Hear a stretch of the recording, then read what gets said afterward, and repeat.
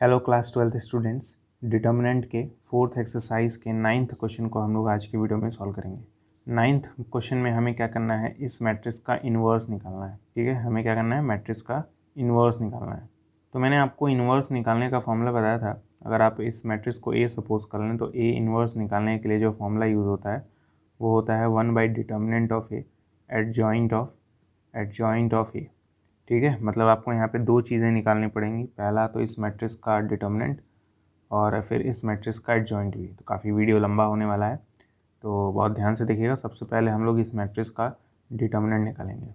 ठीक है, तो डिटर्मिनेंट निकालेंगे। सबसे पहले कैसे निकालते हैं डिटर्मिनेंट, इस पहले वाले एलिमेंट यानी 2 को चूज़ करते हैं। हम लोग इस फर्स्ट वाले एलिमेंट 2 को चूज़ करते हैं।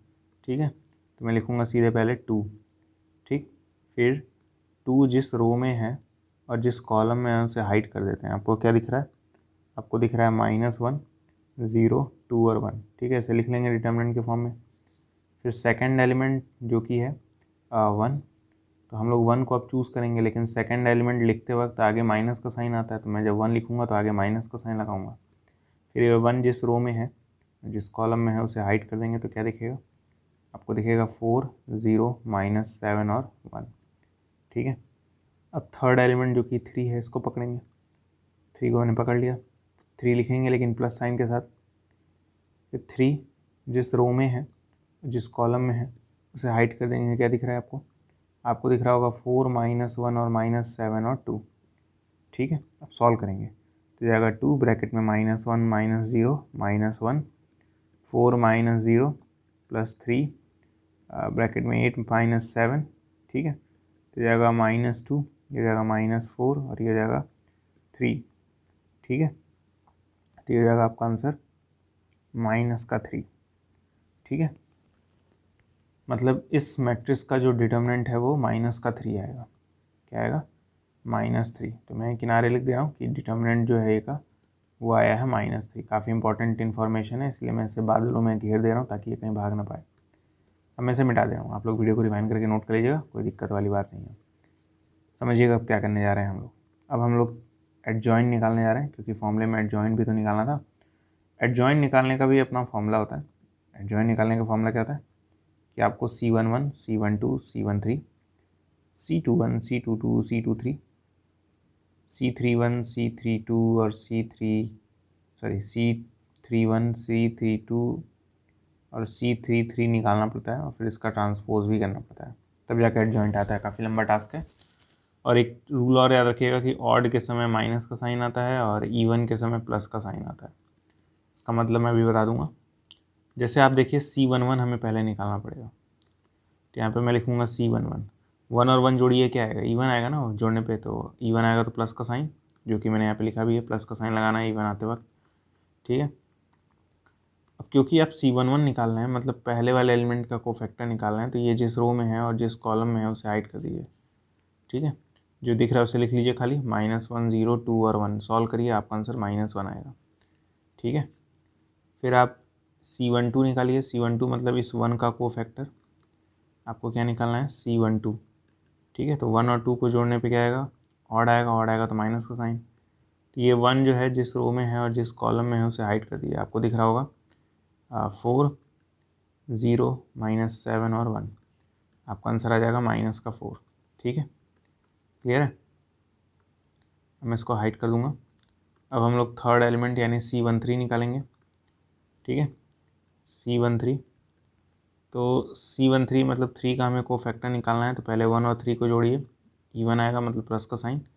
ठीक, फिर ये 3 जिस रो में है, जिस कॉलम में, उसे हाइड कर दीजिए। आपको दिख रहा होगा 4 -1 -7 और 2। सो सॉल्व करेंगे तो 1 आएगा, कर लीजिएगा सॉल्व। उसी तरह अब हम लोग C21 निकालेंगे, C22 निकालेंगे, C23 निकालेंगे, C31 निकालेंगे, C32 निकालेंगे, और फिर एट द एंड C33 निकालेंगे।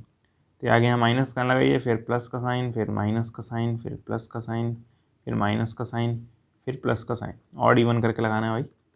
ठीक है, अब C21 निकालना है, मतलब इस वाले एलिमेंट का हमें कोफैक्टर निकालना है।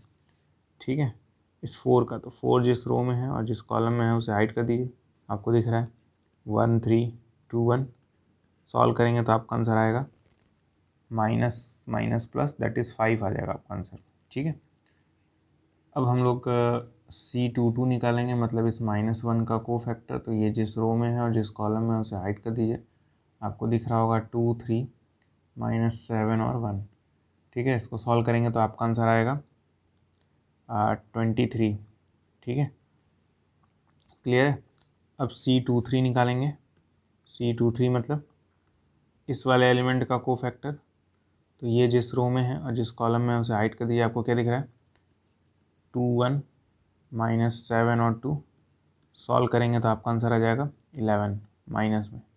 ठीक है, फिर C31 निकालेंगे। C31 मतलब इस -7 का कोफैक्टर। तो ये जिस रो में है जिस कॉलम में उसे हाइड कर दीजिए। आपको दिख रहा होगा 1 3 -1 और 0। ठीक है, सॉल्व करेंगे तो आपका आंसर 3 आ जाएगा। क्लियर। अब हम लोग इस 2 का कोफैक्टर निकालेंगे। ठीक है, तो ये 2 जिस रो में है जिस कॉलम में उसे हाइड कर दीजिए। आपको दिख रहा होगा 2 4 3 0। ठीक है, आंसर आ जाएगा +12 कर लीजिएगा सॉल्व। फिर C33 निकालेंगे। C33 मतलब इस लास्ट वाले एलिमेंट का कोफैक्टर। तो ये जिस रो में है जिस कॉलम में उसे हाइड कर दीजिए। आपको दिख रहा होगा 2 4 1 -1। ठीक है, तो C33 से जब सॉल्व करेंगे तो आपका आंसर आ जाएगा -6। ठीक है, तो मैंने हर एक एलिमेंट का कोफैक्टर निकाल दिया है। अब बस हम लोग फॉर्मूले में पुट करेंगे और हमारा आंसर मतलब एडजॉइंट आ जाएगा। आंसर आने में तो टाइम लगेगा। तो C11 की वैल्यू क्या आई थी -1, C12 की वैल्यू क्या आई थी -4, C13 की वैल्यू क्या आई थी 1, C21 की वैल्यू 5 आई थी। सीधे पुट कर रहा हूँ यहाँ पे। C22 की वैल्यू 23 आई थी। और C23 की वैल्यू क्या आई थी, C23 की वैल्यू -11, C31 की वैल्यू आई थी 3, C32 की वैल्यू आई थी +12, C33 की वैल्यू आई थी -6। ठीक है, अब इन सभी एलिमेंट्स को हम लोग मिटा देंगे, सभी कोफैक्टर्स को, ताकि जगह बन सके। देखिए, हर एक कोफैक्टर बहुत ध्यान से निकालिएगा। एक भी गलती हुआ तो आपका पूरा आंसर रॉन्ग हो जाएगा। एक भी कैलकुलेशन मिस्टेक हुआ तो, कैलकुलेशन मिस्टेक मुझसे भी हो सकता है, ऐसा नहीं है। ठीक है, बस ध्यान से लेकिन करना है। अब देखिए, जो आया है हमारा ये मैट्रिक्स, इसका ट्रांसपोज भी तो करना है। ट्रांसपोज कैसे करते हैं, कॉलम को रो में बदल देते हैं। तो हमारा एडजॉइंट ऑफ ये हो जाएगा, ये हो जाएगा आपका -1 5 और 3, -4 23 और 12, 1 -1 और -11 और -6। ठीक है, मैंने क्या किया है, ध्यान से देखिए। ये जो पहला कॉलम था वो पहले रो में बदल गया, दूसरा जो कॉलम था वो दूसरे रो में बदल गया, तीसरा वाला जो कॉलम था वो तीसरे रो में बदल गया। क्लियर है। तो अब बस इस फॉर्मूले में पुट करेंगे और हमारे आंसर्स आ जाएंगे। ठीक है, तो A इनवर्स मतलब 1 / determinant of A that is -3, फिर एडजॉइंट ऑफ ए जो कि भी हमने निकाला है -1 -4 और 1, 5 23 और -11, 3 12 और -6। ठीक है, तो हमारा आंसर रेडी है। आप चाहें तो 3 से डिवाइड कर सकते हैं हर एक एलिमेंट को, लेकिन करने की जरूरत नहीं क्योंकि डिवाइड होगा नहीं, जुट्ठा पॉइंट में आएगा। इस माइनस को बस ऊपर भेज दीजिए। ठीक है, पिछले वीडियो में मैंने माइनस ऊपर नहीं किया था, कई लोग पागल हो गए हैं कि आपने माइनस ऊपर नहीं किया, आंसर गलत आ रहा है, वो आ रहा है। इसलिए माइनस में ऊपर कर दे रहा हूँ ताकि कई लोग पागल ना हो। यही हमारा आंसर है। उम्मीद करता हूँ आपको समझ में आया होगा। ठीक है, समझ में आया है तो वीडियो को लाइक करिएगा। ठीक है, और कमेंट बॉक्स में बताइएगा कि इस मैट्रिक्स का जो आया है ये इतना बड़ा सा, इसका डिटर्मिनेंट क्या होगा। देखते हैं कौन निकाल पाता है। तो आज के वीडियो में से इतना ही, मिलते हैं अगले वीडियो में, तब तक के लिए गुड बाय।